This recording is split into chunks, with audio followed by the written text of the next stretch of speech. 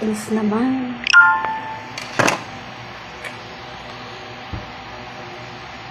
Kawawa naman yung beshi ko. May pilay siya. Hindi ko alam kung paano siya nagkaroon ng pilay. Paano ikaw nagkaroon ng pilay? Ha? Hindi siya masigla ngayon kasi may pilay siya. Ang lakas kasi ng ulan kanina. Ngayon, naihi ako. Gumising ako kasi ihi ako. Tapos narinig ko, ang lakas ng ulan. Ng alas 12, naglakas ng ulan. Si Goldie kasi, natutulog kasi to si Goldie sa labas. Kasi nga diba, yung mga pusa naglalaro paggabi. Kaya diyan po talaga siya pinapatulog sa labas. Maayos naman yung pagkain niya. Kaso, dahil nga sa sobrang lakas ng ulan, ng mga alas 12, sinilip ko yung bintana. Yung gising na gising siya, nandun siya sa may pupuan. Doon siya sa pupuan niya. So, parang na-stress ako. So, binuksan ko yung pinto. Sabi ko, pumasok ka na dito, pumasok. At malakas ng ulan. Sobrang kasi lakas.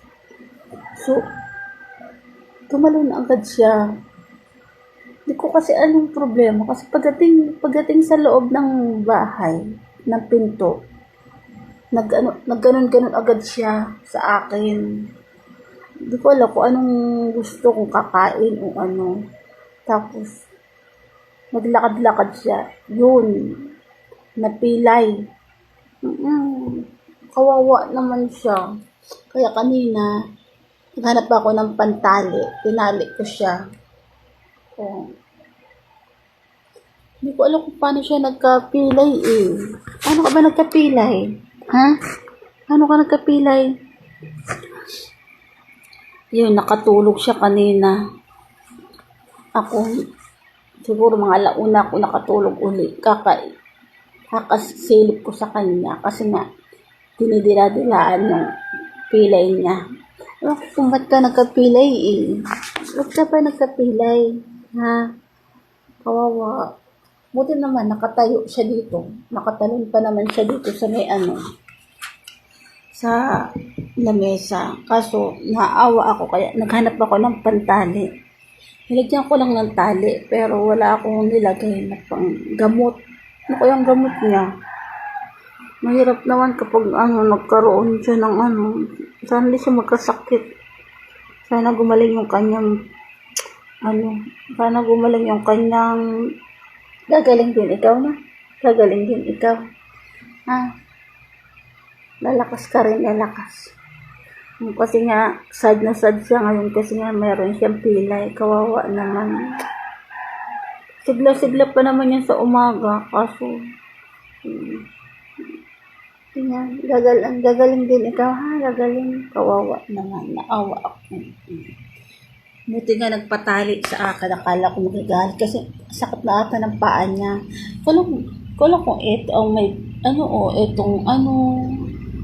kaya nilagyan ko siya ng tali. Kaya yun, sana gumaling siya. Hindi ko alam kung anong panglagay sa pilay. Kapag yung mga tao, meron tayong mga pangpilay na pang nilalagay sa mga dahon-dahon. Hindi ko alam kung ano ilagay sa dahon dito kay kaloka. Kawawa naman, sana gumaling agad. Pag kantong oras pagising, masigla to eh. Ngayon, hindi siya makaan. Kasi nga, masakit yung niya. Paa niya. Kanan. Ay, kaliwa. Kaliwa. Yun lang. Sige. Papakainin ko muna siya doon. Kasi nga, hindi siya makalakad. So, buhatin ko muna siya para makakain siya. Siyempre ako, mag-almusal din muna ako. Okay, bye muna sa inyo mga kachurba. Okay, tara na magsikapin na lang tayo. Malakas ang ulan.